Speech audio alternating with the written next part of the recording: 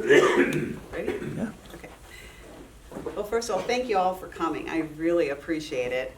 My name is Sandra Vernon, and I'm the founder of Liberty Center for Learning, along with Morgan and the Ross family, and the head teacher for Liberty Center for Learning. We sometimes say LC4L.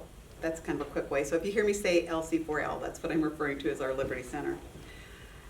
About me, my background, I knew as a second grader that I wanted to teach. And in high school, I began volunteering with retarded citizens. They were in nursing homes, and I had the ability to go in there and work with them, and that just really stirred my heart. So I knew that was the direction I wanted to go. And in high school, I founded a local chapter of Torch. It was Teens Organization for Retarded Children. And upon a graduation from high school, I was employed by the same organization where I volunteered. So again, my heart was just really being stirred to serve this community in that way. My undergraduate work was a dual degree with a focus on elementary education to grade 8 and special education to 12th grade. And I was also employed at the Boys Clubs of America amidst the merger with working in the Girls Clubs of America. We had a merger, and it kept me busy in the field I delighted in, which is working with children. Upon graduation from Lewis Clark State College here in Idaho, I enjoyed over a decade of teaching children. When asked by others if I enjoyed teaching, it was an emphatic yes, but not the bureaucratic malarkey that went along with it, and there was a lot. I began my graduate work at the University of Washington, completing my master's degree in educational administration, but decided not to pursue becoming a principal. I loved working with children too much to get into an administration role. What I learned from all that process, the years in teaching and working on my graduate work, was that school districts, and as you've heard from the parents, they're not for the parents, which translates they're really not for the children. Though parents fund the government public schools via your taxpayer dollars, it's not an institution friendly to or for parents. School districts and school boards have their own agendas. I saw this firsthand. It's not the tax-paying parents, but these entities driving the agenda for your child's education. My experience in teaching in the public schools is that teachers are directed to include annual ideological add-ons that leave behind traditional learning for the latest social issue. So I found that traditional, what we would call the 3 R's, were being condensed so we could start, and we were demanded to teach these social issues. I found this, and this was back in last century in the 1990s, and look at where we are now. So I took a 10-year hiatus from teaching to homeschooling our 3 daughters, and what I learned from this experience is being an educator by profession, I felt very confident in selecting curriculum, but that's where my advantage over non-teachers ended. That was the extent of my advantage. When we began homeschooling, the movement was just like a half a generation away from the grassroots. So there was little bits out there were curriculums offered, and there was support. But now there's even more resources available as well as choices and support. Homeschooling is within each parent's grasp if they choose it. But I'm happy to help you get started for these parents who want to start with homeschooling by sharing with you. I can also serve as a transition person for educating your children until you might want to take this on yourself. Or a third option, which I would really like y'all to do, is to choose Liberty Center for Learning for educating your child. I do have 6 openings available for this fall. Class sizes are kept small to benefit each child, so space truly is limited. Upon returning to my home state of Idaho, and also officially becoming an empty nester, I decided to step back into teaching and began tutoring with 3 families. And this led to the idea of the hybrid home education, as this was a service I was providing for 1 family. This process then rekindled my desire to teach small groups of children, which I think is the most effective way to educate outside of homeschooling, which led to the creation of Liberty Center for Learning. My vision for creating a hybrid learning center arose from a desire to be a resource to parents to help educate their children, especially those who are not being served well by their current educational institutions.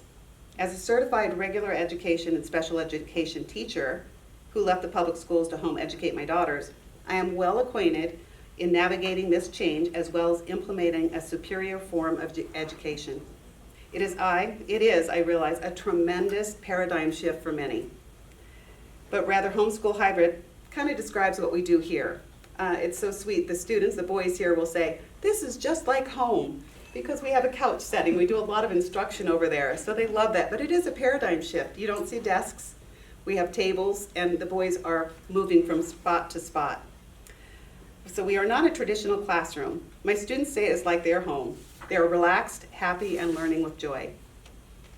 For parents, I am happy to walk alongside you in the process of shifting from public schools, charter schools, to homeschooling. LC4L, as I said, has 6 spots for students this fall. And yet I want to let everyone know it's not the only option. I would love to have more children here, but it's not the only option. In the Valley, there is Boise Classical Academy, Liberty Learning Co-op Center in Caldwell. There's the Treasure Valley Classical Academy in Fruitland. I'm hoping I'm getting this name right. At the Well Church, just over this way, there's the Christus Invictus, or Invictus Christos. They're opening this fall. As I think both Christy and Morgan said, that there's going to be out in Avamore another classical academy opening, and Freedom Academy and Eagle, to name a few. So there's lots of choices out there. Another reason Liberty Center for Learning was created was because parents are becoming very disillusioned with what the public schools and charter schools are offering. Masking, the yo-yoing of closing, and then in-person classes to virtual classes and back to meeting again, as well as the ideological indoctrination, have parents very discouraged. Parents have begun to realize that their tax dollars were going to educational institutions that ran contrary to their beliefs, many which have hidden away from parents. It's not transparent. Parents don't know what's really being taught, as Christy shared with her experiences. Often parents are not allowed to see the curriculum, the books in the library, the activities that the children are required to participate in. And just as when we receive money from an institution, whether it's a car loan or a mortgage or the YMCA, which is now rife with their own problems, Boys and Girl Scouts, you must abide by those rules. It's the same thing with public institutions like public and government schools. If you have your children going there, that situation, you must keep your child in that situation, and they must abide by the rules. This principle applies to the public schools, the charter schools, and it means that its employees must abide by its rules and regulations. If an institution receives any part of monies from the government, whether fully funded or partially by grants or other means, the institution must thereby abide by the funder's rules. Liberty Center for Learning is not funded by the government, so we do not have to abide by these things that are coming down the pipeline that should be taught, these social requirements, social issues. So sadly, we parents, again, by default, participate in this through our tax dollars. Unfortunately, it's not a user tax, it's through your property taxes. But unlike any other organization, as you're giving your money to these through taxes, institutions, you don't have a voice. As again, the parents have said, you do not have a voice. In these schools and with the school boards, they don't want to hear it. School boards, in my opinion, and what I experienced too as a teacher, run counter to most parents' desires for their children. Parents are often shut out from meetings. There's little or no transparency. And after all, the district employees are the experts, not the parents. That was the prevailing message I was always told. We're the experts. You guys don't know what you're doing, so we need to tell you how to do it. Well, LC4L, Liberty Center for Learning, is different. It offers transparency in what we teach. Parents are permitted to see the curriculum we use and the books in our little library. And I thank a sweet donor who filled up our library shelves very much. And behind us, I do have the curriculum out if you want to see what curriculum we are using. The classroom is open to parents of enrolled students to visit without any red tape or having to set up an appointment. Parents can just drop in at any time, because we are truly transparent with what we do. Parents are encouraged to engage in their child's education by participating in quarterly board meetings and volunteering. And I tell the students that I'm your teacher, but your parents are the principal. So ultimately, parents are directing what's happening here at Liberty Center for Learning. And I think that's how it should be. Pardon me. Faith in Jesus Christ is the overarching umbrella for education at Liberty Center for Learning. We start each day with a flag salute, anthem, hymn, prayer, and Bible reading, which we have our Bible reading over there. We read portions of the Bible, and then the boys summarize what they've read. Discussions and questions are encouraged, and I'm so blessed and delighted by their insights. one question that came up was, if we could have a time machine and go back in time, and I'm thinking old sci-fi stuff, you don't want to go back in time because you mess up at the whole time continuum. He said to the beginning, to where Adam and Eve, just before they sinned, and we could change that. And wow, I have not thought of that, but it offers great discussions and they give their thoughts. It's so wonderful to see. So here at Liberty Center for Learning, we focus on head for learning, so that the basic academics, the essential academics, heart for others. We do a lot with character education, and we read character sketches together, and it gives character sketches of examples in nature as well as in scripture. Then we talk about how could they demonstrate that character. Language arts teaches components without overwhelming, and again, good and beautiful curriculum is back there for you to look at. Singapore math, not faith-based. It's kind of hard to, I suppose you could put scripture on math, but it's not a faith-based curriculum, but it's a very effective math curriculum. Master books are other terrific sources to cover science, our history, art, and also we use civics. The Tuttle Twins is a terrific series. Quality literature is provided for the child selection for free reading. They're required to read a chapter book a month. They're required to also to daily read a short biography. When I say short, it's just a couple pages, but they read a short biography and they have to summarize it for me. That's required every day. And then public speaking, Morgan spoke about. We have public speaking quarterly, but we start preparing it. The boys are learning how to research.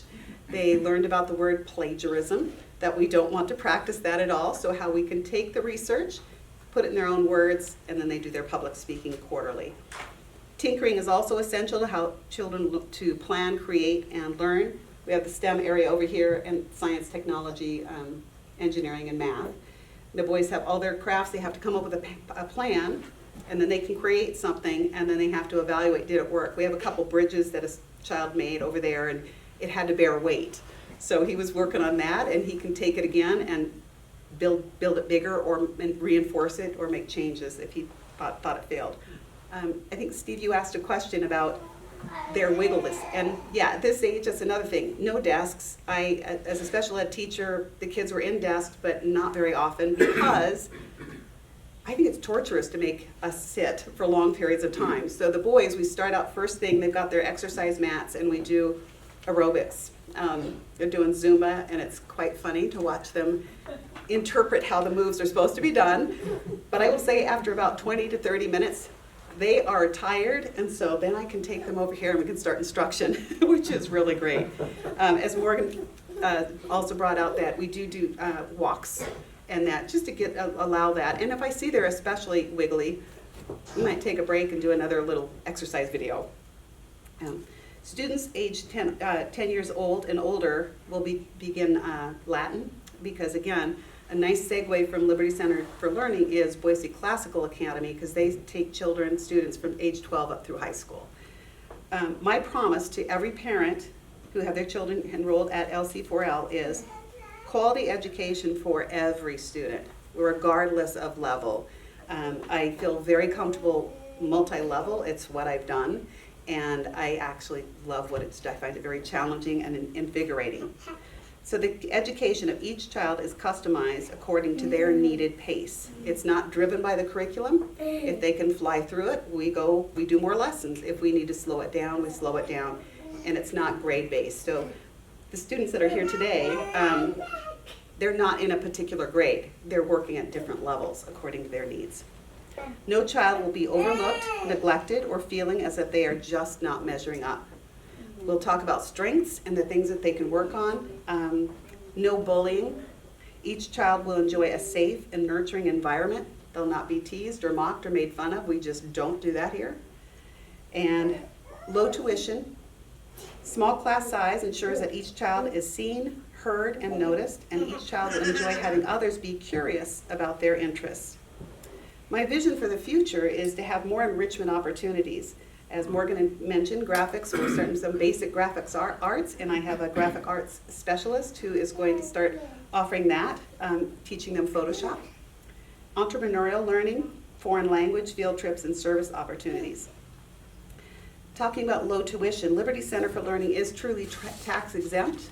We're kind of an unusual one, and it is one that our founding fathers, I can't say that for certain, but our government did allow for to truly make it tax exempt or tax accepted, not the 501 that we hear about so much. Liberty Center for Learning is a 508. We are a faith-based organization, because the 501 still allows for some government oversight. 508 doesn't have that. Our oversight is God's law. Doesn't mean I'm not abiding by our laws, but I'm not governed by them. I don't have to direct my teaching according to what the government says. So tuition is received as a donation because, again, I'm not receiving any government monies whatsoever. Liberty Center does not receive any grants or government monies. And this means parents then can use it for tax exemption purposes. You can have a tax write-off because tuition is received as a donation. Donation receipts for tuition or any other goods or monetary donations are also provided for the same purpose. How can you all participate with Liberty Center for Learning and its mission? Prayer is a big thing. If you could pray for our endeavor, pray for the children. Donations, I have a donation list in the bags as well as extras. And just to share with others as we're an opportunity, we're a possibility for some people to have education for their children here. In the back, I do have the schedule. I'll just give it a brief overview, but I wrote the schedule up there. At 8:10 is when the students arrive. They walk in the door, they get their mat set up because it's exercise time. And August, how do you like exercise time? I love it. Come here. Do you want to come here for a minute? Come on, James, you can go up too. So tell the camera, what do you like about your exercise time? I like about my exercise time that I get a lot of energy out. And I also like the school because it's just open. It is. James, you want to say anything? No. No? I have to say, they come home and they show me exercises that they do. So they do love it. Yeah. So that's our first thing, just to get the wiggles out, which is very important. Then after that, we come back and we meet over here. And over in the couch area, this is where we do a lot of our, we do our Bible reading. We read a section of the Bible. They do a summary. We also do our prayer time, which has been just a beautiful time as the boys are using God's names up here to pray and offer up praise to Him, which is pretty cool to see them do that. I should try and video it one time. It's just beautiful. So we have that time over here. They get ready. They have their handwriting assignment, and then they all go and start on their handwriting assignment, and now it's language arts time. We have 3 language arts groups that I meet with, and some are doing independent work. This is also when they're doing their chapter book reading. They're doing their, as well, their biographies. And from language arts, they get a little 15-minute break to get more wiggles out and maybe have a little snack if they're hungry, because they are growing boys, and I think they have empty legs sometimes that need to be filled because they eat like crazy. We return and do math, and math runs for an hour, addressing all those basics. Then we go on to science. Then it's time for lunch and a recess break from science, and after lunch and recess, we have art and history. And we kind of tie art and history together. We've been studying American history, so we haven't been necessarily doing American artists, but we're going to do that more. And art and history, and then we have our character sketches, and then it's time to go home. There are many days where I look up at the clock and it's already 1:55, and I'm like, oh my word, the day's over. But it's my delight, and I love what I'm doing, and I love having the boys here. And I appreciate you all coming today and supporting Liberty Center for Learning. Any questions?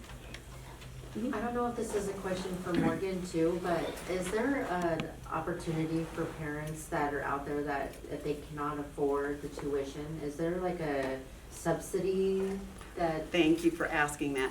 That's on my heart. I was sitting here thinking, I totally did not tell them about this other thing that we participate in. So. I'll have you talk about that. The other thing that part of my vision is I really want scholarships. I had spoken with the Ross family. We talked about this too. Scholarships for people, and just either full scholarships or partial scholarships. So again, that's going to come from donations. That would be ideal. But Morgan, I don't know if you want to pop up here and tell about what you're experiencing, because Morgan has another opportunity to at least get some monies back. So what our family does is we actually kind of dual enroll for lack of a better term. We participate in a program called Tech Trep Academy. So Tech Trep is structured under the Idaho Home Learning Academy, but it is actually an arm of the Oneida School District. So Oneida is a county in southern Idaho. It is part of their public school program. So in technicality, my kids are enrolled at Liberty Center for Learning, but they are also still enrolled in a public school. So what happens is Tech Trep gets the voucher dollars assigned for the kid that's enrolled in their program, but they are able to return a portion of the funding back to the families for approved reimbursements. They do not reimburse for religious things, but they will reimburse up to, let me get this right, it's $850 per semester, so $1,700 in total per child for things like sports classes, clubs. So I have, one of my kids is a lacrosse player, so we can get reimbursement for some of his equipment, for his fees to play in the league. We can also get reimbursed for things like pencils or supplies that we might donate to the school, things like that we know there. We also do some supplemental things, so supplemental workbooks or just books in general. They will even reimburse for things like your home internet. So when my kids use the internet, obviously for school-related work, that's part of our home internet program. It's a homeschooling, part of that homeschooling avenue. So we can get reimbursed for things that qualify, but then it kind of helps ease the burden for us as far as tuition goes, so. But one exception that it can't be reimbursed for. Yeah, I can't be reimbursed for religious curriculum. nothing So, faith-based. I could get reimbursed for all of their math curriculum, but I cannot get reimbursed for their religious curriculum. And they have a full spreadsheet, and I'm happy, if someone wants to see it, I can pull up the site on my phone and show you. They have a website with a link to a spreadsheet that shows all the things that are qualified or not qualified. I can get reimbursed for the greenhouse that we just bought, so my kids do gardening. We raise chickens. We can get reimbursed for the chicken feeders. We can get reimbursed for garden seeds. We can get reimbursed for a guitar. My youngest plays guitar. The lessons we can get reimbursed for. So things like that supplement their educational stuff too. So. Is the good and the beautiful? The good and the beautiful cannot be reimbursed. It's a religious. Certain items of Good and Beautiful can be reimbursed. It's just Very limited. Yeah, the Super, math super they'll limited. reimburse. Yeah. Yeah. Yeah, but they won't reimburse science because it's families. Right. Yeah. It's creation science. Yeah. So. Thank you. Yeah, I'm happy to share more on that. Yeah. I think I missed the part, where does this reimbursement come from? What's the? Yes, so we submit the reimbursement through, they have a portal. We show the receipts for the purchases, and then they reimburse that back to our family directly. So, Who's they? Tech Trap Academy. Oh, Yeah, which again is Oneida School District, so Oneida Public Schools. But then the Idaho Home Learning is umbrellaed under that, and they have two different branches. I think Tech Trap is for the younger age, and then there's another one for the older ages. But Now, is that like Oneida County? Is that, okay. yeah, yeah, Yeah. yeah. But they have thousands of students enrolled through there. Yeah. Through their home learning program. So it's just one way that we take advantage of, as taxpayers, we are paying into the school systems, and so this way we get a little bit of a return, in the form of reimbursements to help offset the private tuition that we pay. And Morgan, it's $850 per student per semester, correct? Okay. Yes, Real strong woman, right? yeah. So, yeah, let me know if you have any other questions. And then for all y'all coming anyway and signing up on there, I know you didn't get signed in, but we're gonna count you as a number. I'll look and see how many, if you wouldn't mind doing that number generator for me. And again, thank you. What did you have a question for me? I have another question about, you were talking about your effort, the Classical Academy effort. We're real familiar with the Hillsdale work. Yes. And let's see, what else was I thinking? Oh, Montessori. Oh, right. So is there some kind of association of all of these efforts that are going on Wouldn't that that be are lovely? looking at the inadequacies, I guess I would use that term, of some of our public school systems? Yeah, Um, that's a great question. It's something that Christy and Morgan and I have kind of talked about. It would be great to have that kind of consortium of, oh, if this isn't good for you, then, but that hasn't come together yet. I think it's a great endeavor. Maybe we can start kind of brainstorming You've it. got, communication with the Boise Classical Academy, Yes, right? right. You're gonna be working with them a little bit? Right, so Boise Classical and I, we do kind of have a relationship. The other ones that I mentioned, I don't know much about, they don't know me yet, but it would be really great that we could just be referring to one another, because ultimately, the mission is to educate our children well, and also with the foundation of a Judeo-Christian foundation with accurate history that's not been amended for the latest social issues. Right. So I love that question, which inspires me to go, maybe we need to somehow organize some kind of a consortium so parents do see it. Because as I was preparing for today, I was thinking, I want other parents to know. I would love to have my classroom filled, but I'm trusting God for that whole process. I would love that. But ultimately, I want kids to be able to benefit from a nurturing, caring environment that has a very good, I will say rigorous, that sounds so harsh, but a really good approach to education. So the kids are moving along and they are getting the education that they need, the 3 R's. And it used to be 4 R's back in the day, reading, writing, arithmetic. 4 R's was religion, which of course has been booted out, but not here at Liberty. So I thank you for that question. That's inspiring. That might be a good solution, is to try and get a group of people together so people see it. No.